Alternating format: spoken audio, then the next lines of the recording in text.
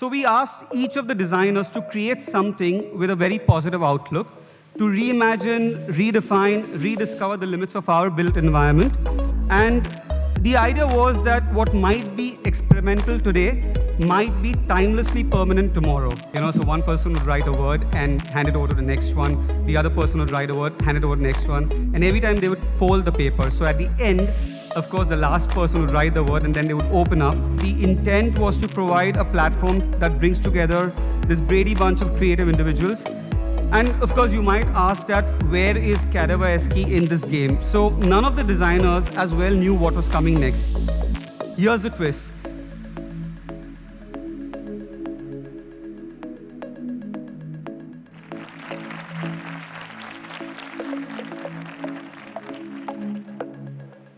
So I'm Huzefa Rangwal, I'm Director and Chief Party Pooper at MuseLAB. In the next 10 minutes, I'm going to talk about something that it was a very thrilling chapter in our 12-year journey at MuseLAB. And it's actually nothing short of a Netflix binge with blueprints. So sometime in 2020, we played this game called Cadavre Esquis. It's all fancy French, but it actually stands for 𝗿𝗂𝗶𝗃𝗍𝗂. And it's not about zombies. It's a few guys who know me very closely know my love for zombies.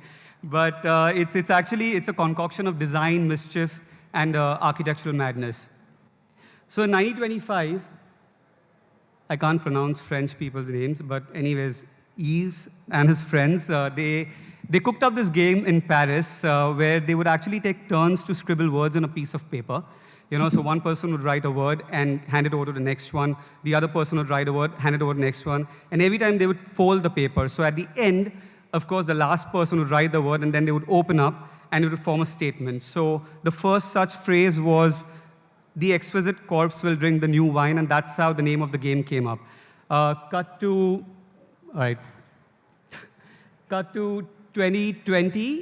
2000 rather, sorry. And surrealist artists Jake and Dinos interpreted the game as art. And instead of words, they drew body parts to create a series of art. So this is actually how they played the game Cadavre Esquis. So why are we discussing this today? So I actually want to discuss paper clips, but Jassim being Jassim, he's my partner, he's right here somewhere. He told me that discussing the history of paper clips and their existential crisis is not the pinnacle of MuseLAB's intellectual pursuits. Clearly, you guys know who's the intelligent one from the two of us now. But anyways, the overarching idea over here, or the genesis of the idea, came about with creating an architectural variant of this game by remodeling the mandates of the original game. And in the process, we wanted to forge new relations to help us with building global communities within the industry. So the exercise was, also Cadavre Esquis. It was planned in the middle of the first lockdown where we were barely acclimatizing ourselves to the new normal. This was also our attempt to connect with humans across the globe in similar situations and to use design as a tool to support each other virtually. So we asked each of the designers to create something with a very positive outlook, to reimagine, redefine, rediscover the limits of our built environment. And the idea was that what might be experimental today might be timelessly permanent tomorrow. So we wanted each one to create an interpretation of the new normal. And of course, every game has rules, right? So how do we play this game? So in this particular game, each designer had to work with an isometric template where they were given two walls and the floor, and it could have been in an imperial or a metric format. And the surfaces could have openings, and we encouraged them to have fun within the given parameters. So what we did was that between the 18th and the 21st of April, we brainstormed the idea, we prepared a design brief, and we curated a list of 36 young design studios, designers, and students from cities within India and from outside of India based on visual stories on their Instagram accounts. Well, what we were doing was we were scouting for those who evince certain uniqueness in their thought process, in their attention to details, and also believed in the power of visual storytelling. So on April 24th, we sent out this email, and interestingly, we got confirmations from Milan, Islamabad, Kanpur, Damascus, Quito, Lima, Tokyo, Moscow, Madrid, Kolkata, New Delhi, Dublin, Bangalore, Mumbai, Vienna, Minsk, Barcelona, Buenos Aires, New York, Chandigarh, Rome, Medellin, Helsinki, Ahmedabad, Singapore, Vancouver, Shanghai, and London. The illustrations were absolutely stunning, and actually, over the next couple of slides, I'm going to take you guys through a whirlwind tour of these absolutely original non-AI-generated environments. So, Estudio Medular from Lima designed this perfect work-life balance with a single piece of furniture integrated with nature. Studio UFO from Mumbai designed production hives, where they were highlighting units that self-create everything that follows and follows the barter trade system. Fabricio from Buenos Aires designed porosity. Suyash was then studying at IAC in Barcelona, designed the Tesseract, which poses the big question, what defines our space? Random Architect from Mumbai designed time perception and architectural space, where the past you and the future you can have conversations in altered spatial qualities. Studio Mestri from Mumbai designed Studio Garden. Estudio Dir from Madrid designed Device 01. And actually, one of my favorites here, Hazel Villena from Lima, designed Tangible Thoughts, where she shows herself in a room being invaded by her thoughts, which are represented as extruded masses, to show how busy the room would get if those thoughts are tangible. Another favorite was Mateo Fernandez from Quito, who designed 𝗂𝗺𝗵𝗵𝗃𝗀, or flying kites.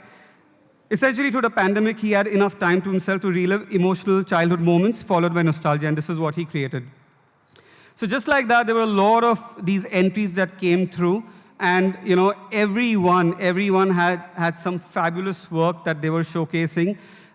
In fact, I would like to talk about Future Food Habits over here is by, I guess it is Studio Black Sheep. Jetson's Communal Square. I'm just going to go through these. So we had a lot of these entries. I mean, I think we had around 36 of these come through. This was also Room for Identity. This was an entry from Rome. Karan Kumar from Bangalore, he designed Co-Survival Labs. And this right here, that was the entry from Islamabad, Manzil Studio. This is 𝗂𝗄𝗏. This is also actually one of our favorite entries from Ahmedabad, where she designed a light room which was visualized as an insert inside a dwelling as an added element of cleansing. This was Roo Studio from Kolkata and Helsinki. They designed digital duality. And last, this was actually Studio Dot from Delhi, and they designed Pictel. So, each of these designers was trying to embrace the new normal, and their designs were in response to that very state of mind. So, of course, this was no pageant, right? The intent was to provide a platform that brings together this Brady bunch of creative individuals. And, of course, you might ask that, where is Cadavre Esquis in this game? So, none of the designers as well knew what was coming next. Here's the twist. Each of the participants was going to be a neighbor to 5 or 6 other designers. And as curators, we got to choose the neighbors based on how they complement each other. And this is where the architectural variant of the game came about, where each of these entries eventually became a part of a septet or a sextet to create perfect instances of hyperlocal built communities that offer unique experiences which complement each other owing to the modularity of each habitable component. And that is exactly what we're trying to create. We're trying to achieve, rather create these communities that build off each other. So these septets and sextets can actually further be put together to create polycentric communities or communities with more than one center. So statistics say that humanity will need to build homes and infrastructure for at least 5 billion people by the end of this century, provided we last. The result of arranging the modules around a common center forms communities, which in turn serve as subunits of yet larger community layers. Infinite differentiated forms can result while adhering to the same basic connectivity by simply adjusting module typologies, the number of community subunits per layer, the geometric arrangements of community subunits relative to the center, and the number of community layers. You guys will get a gold star for admitting that you have not understood what I just rambled. But anyhow, the idea over here was, as you can see on the screen, that this can just multiply. It can just create this very, very beautiful community of global entrepreneurs, or global architects, global designers. And of course, I just have 40 seconds before Shraddha shoots me with a slingshot. I just wanted to sort of say that what started out as an architectural game to connect individuals with like-minded individuals across the globe culminated in a very unique team-building exercise and provided a platform for future collaborations. There is immense talent out there. There are studios and individuals that are silently doing some great work, some incredible work, which is why, of course, we credited each one of them over here. They think laterally. They solve design challenges by an indirect and creative approach, by viewing problems in a very new and unusual light. But what is more important, that through this exercise, new friendships have been formed, new communities have been created, and these are very, very small beginnings that mark the beginning of actually something new, something big. So now Minsk can collaborate with Damascus, Mumbai can collaborate with Helsinki, Quito can collaborate with New York, Ahmedabad can collaborate with Moscow, and Delhi can and will collaborate with Islamabad. I mean, we were going through something that altered our lives back then. And the only way that we could see this through was by bracing the storm together as a single unified entity. So Cadavre Esquis, guys, in 2020 by MuseLAB was a very simple yet powerful exercise in fostering new relationships within the local and global design community. Thank you so much.